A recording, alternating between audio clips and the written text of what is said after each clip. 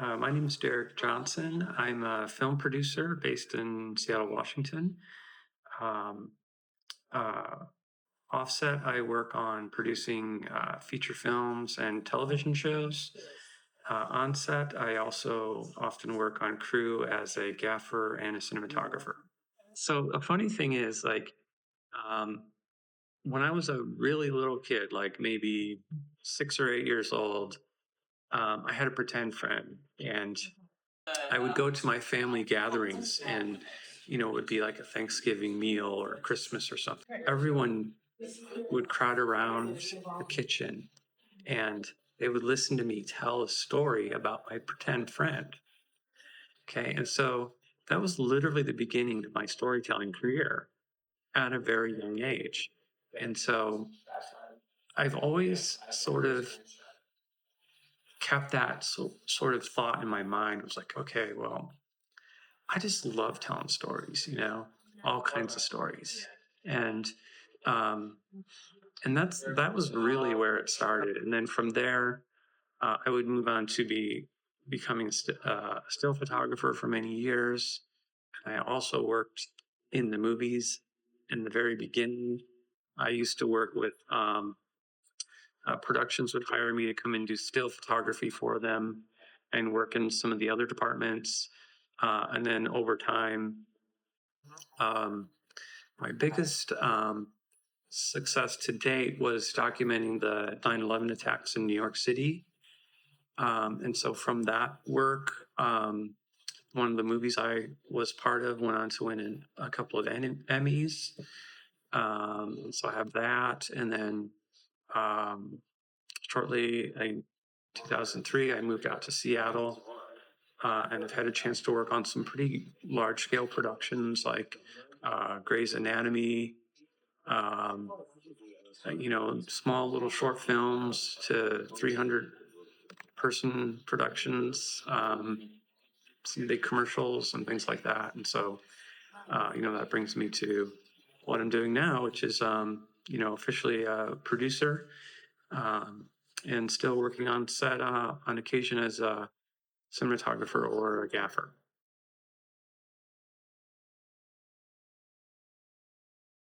Um, I learned about Vanishing Seattle a number of years ago, and Cynthia has the Instagram page, and then she got together uh, with a partner, and they started producing a film series. Um, and so I think during that time we were working on another story, but she brought me in to capture another business that was closing. And so that basically started my relationship with Vanishing Seattle. And then fast forward a few years after that one, we started working on the Highland Highland story, which was actually a really kind of an amazing story because I'm not from Seattle, but Highland Ice Arena, which is what the movie is about, it's called Melting Memories, is kind of a legacy story about a Seattle institution, an ice arena that basically had been around for like over 60 years, I think. And so I had learned about this literally just about 2 months before they were closing. And I heard about this from kind of a weird way. I already knew Vanishing Seattle, but I had another friend who contacted me and said, "Oh, you have to meet someone. They need to do a documentary story about this business. Here, contact this." And then it turns out it was Cynthia. So I'm like, "Oh, it's Cynthia." I'm like, I'll just call her up and see what she's talking about. So then she was telling me a little bit about Highland and how it's really became kind of like a community center, a very community focused hub. And they have had world class figure skaters there as well as hockey, real young children all the way up to senior citizens that go in there and play age-appropriate leagues, and just really a fantastic organization. And I had gone there. Um, I think probably had 3 site visits before we started filming. So. And have you worked on other projects for Vanishing Seattle? Other films? Yeah, I have one other project that I produced, which is the story about Hardwick's. Oh, the hardware store. Yeah, so Hardwick's was another long-standing business in Seattle that was primarily a hardware store up in the U District, and I think they'd been there over 70 years. Same family has run the business, and so they zoning changed in their block, and so they weren't going to be able to afford to be there anymore. So it was such a wonderful institution for Seattle. I mean, they've been out of Seattle now for I think 3 or 4 years, and I still run into people that tell me they know about Hardwick.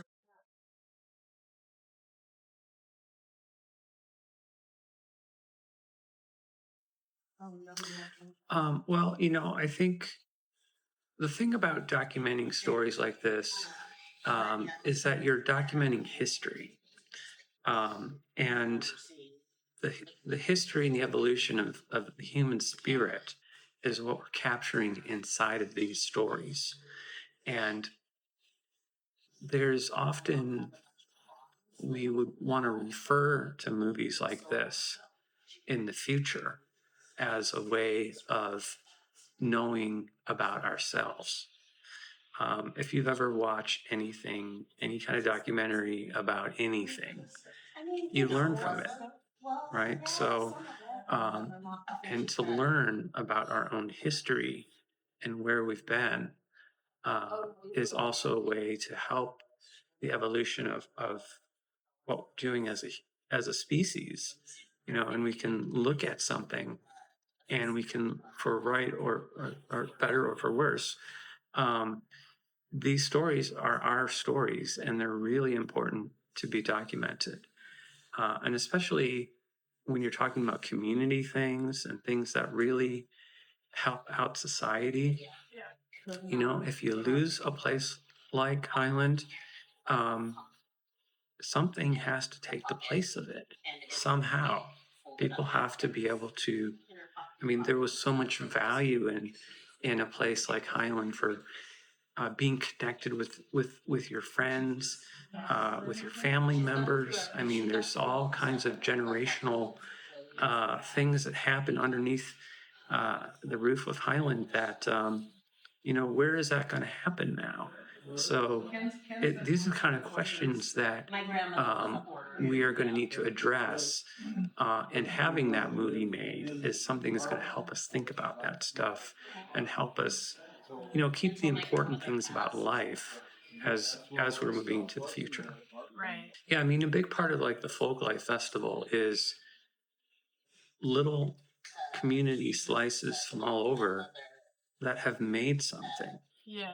And it becomes like a tradition and an art form. And most art really starts that way. And so um, the cultural value of what Vanishing Seattle has given me as a filmmaker the opportunity to capture a slice of our culture and how the community is being influenced and working together. I mean, it's really super important, and it's, even though it is a local story, it does hit. I think it's something that can hit all around the world.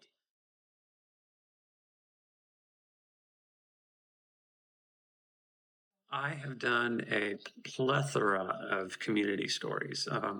In fact, one of my very first big stories in Seattle was I was working with the Department of Neighborhoods, and we created a film series of about 25 short films in South Seattle for women and uh, uh, BIPOC women influencers in South Seattle. And so what we did was we created basically um, a story about people running businesses, and the movies were used to help showcase the business. And then as a community project, we also had storytelling series where those same people that we were profiling would come in and we would workshop with them so they could learn how to tell their stories better. Wow. Right, which will ultimately help them sell their business. Yeah. Yeah, so it was not only just documenting, but like thinking of your work as storytelling, Yeah. as a skill to be taught, as a resource to be shared.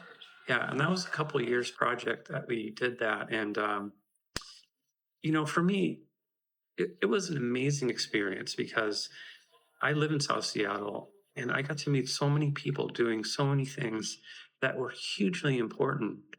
I never would have done without doing that project.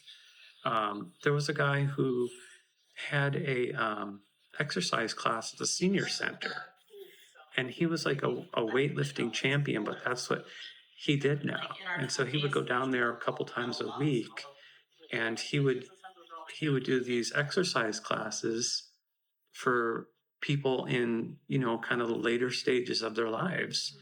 And it was such a heartfelt story. I mean, it just brought tears to your eyes if you ever get a chance to watch it. It just and there was just a lot of stories like that. I mean, there even like that we did one on the senior center. Like the senior center is such a great organization for the community.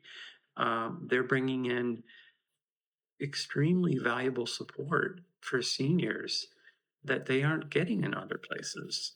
I would have never have known that.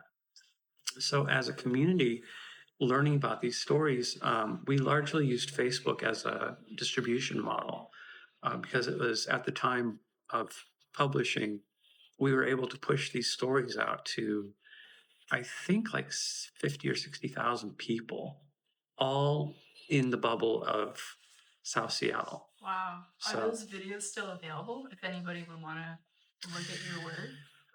I think they are still accessible. Okay. Yeah. Cool. Yeah, that sounds like an amazing project. Yeah, that was very cool. And then I have done a lot of documentary work in my time. One of my early hopes was that I would be able to tell stories that would help people somehow. Mm-hmm. And so I feel like those stories absolutely hit the mark on that. And a couple of years ago, I have a friend who's Ukrainian, and she was putting out some selfie videos on social media, and just you would watch one and your heart would just rip out. It's just so intense because her family's over there in Ukraine. So this is like the first week of the war, and I contacted her and I'm like, um, let me come up and let me film with you for a day, and we should make a film about this. And so by the second week of the Ukrainian war, I had made a 15-minute film, a documentary film. We spent a day filming with my friend Yulia Clack, and her family sent me footage from Ukraine as well. So I had this movie in it. By the end of the second week of the war, I had finished film. I gave to her and I said, "Here, now go tell your story to everyone you know." And so she used the movie as an awareness a tool. Yes. And they started a program where they were um,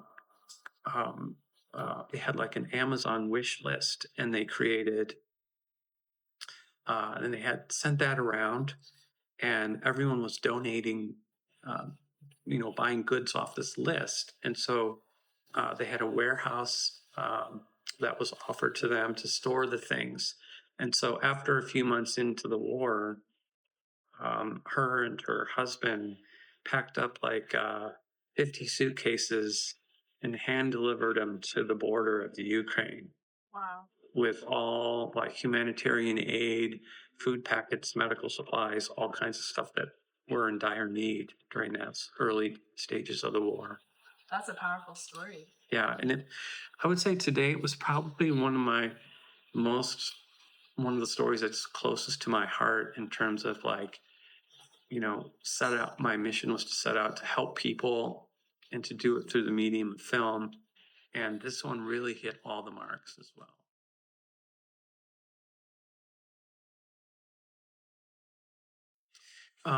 These are concepts that are already in play in my world. And in fact, actually, the Highland movie is a perfect example of how I'm using that concept in my work. So um, I had mentioned earlier that the reason that I was introduced to that story through a friend of mine who said they needed another documentary. Well, my initial response was, um, I don't really want to do another documentary because I've done so many. So, I'm interested in doing some scripted films also. And so I thought to myself, well, if I got 2 months left and this location is amazing. So I thought, I contacted a friend of mine who's a screenwriter and I gave her an idea, which was a personal story of my own that we wrote into a screenplay. And 1 week later, we had a short film screenplay finished. And I hit the green light and I started moving forward. And we produced a short film, a second film happening at the same time as the documentary. So basically, I thought, I got to shoot something in this location. I mean, it's amazing. Visually, Highland is an old, beat up building. They kept it running, but it was it was definitely kind of sketchy. But visually, what an amazing place! I mean, to build something like this, I mean, there's just no way. So I could have done that, and I thought I have to use this space to make something.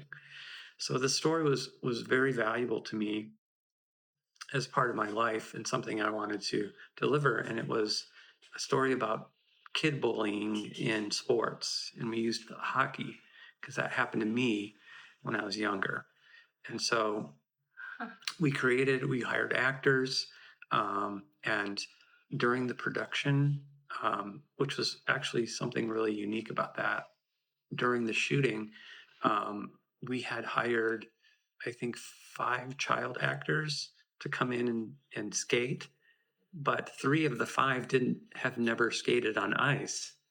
So one of the parents happened to be a teacher. He knew how to teach kids how to skate. So we had skating lessons for the kids, like literally one of the last kids to learn how to skate at Highland was through my production. So I mean, so it just was awesome, all the way around. And thinking back to that concept, is why do you all of the things that you're doing is, you're thinking about practical things, why you do things, what you need to get out of things. All the concepts in that theory applied for me during this time period because we were making 2 movies for 2 different purposes. And all of those things hit the marks for me, and they certainly aligned with that concept.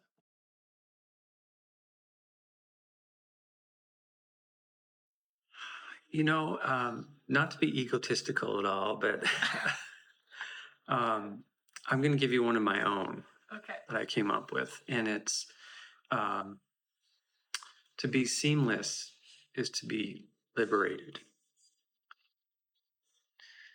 All right, tell me a little more about that. Okay, so if you think about film production, we'll use that as a good example. You have a mountain of problems from the time you start until the time you finish. And that means like all the way to the movie going through whatever distribution channel you're doing. And so how do you do that so that it's seamless? Right. So that's interesting because when you start to think about being seamless, it means that you have some foresight on the problems you're going to be going into.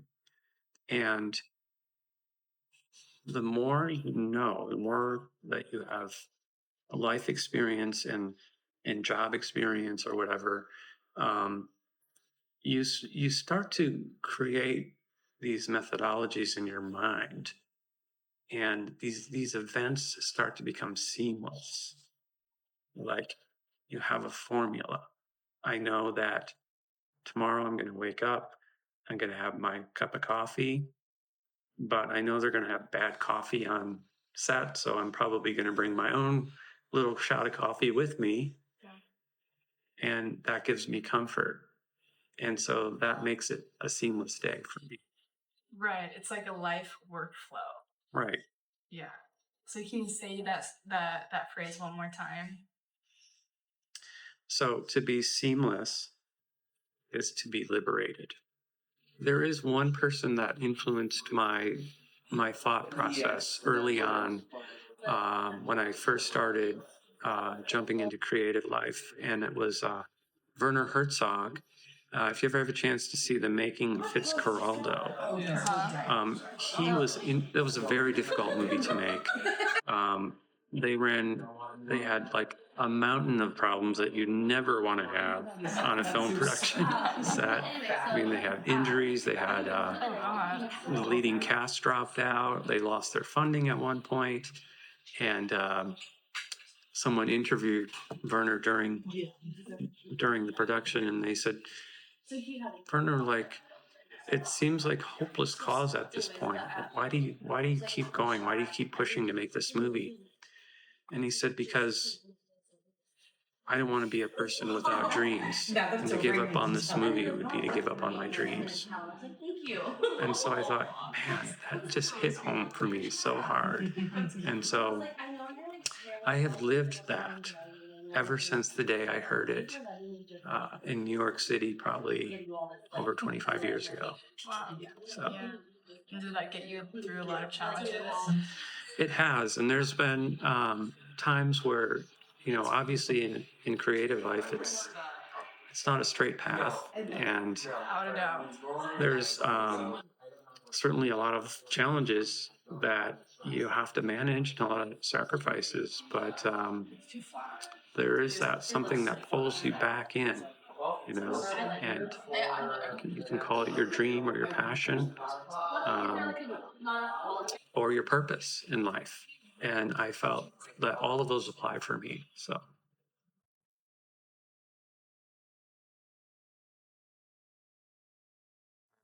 people like to follow me. Yeah. I have a Substack blog and podcast. It's called The Director's Viewfinder. You can find me there. It's free, and there's all kinds of interesting things talking about movies, and sometimes I geek out on technology and lights and cameras, and sometimes it's I'm doing a fair amount of interviews of other people that work in film around the country. This next season's about to release. I've got some friends that were on the current season of Star Trek that were actors, other film producers. It's very film centric, but they're very interesting interviews. So would love to have people follow me.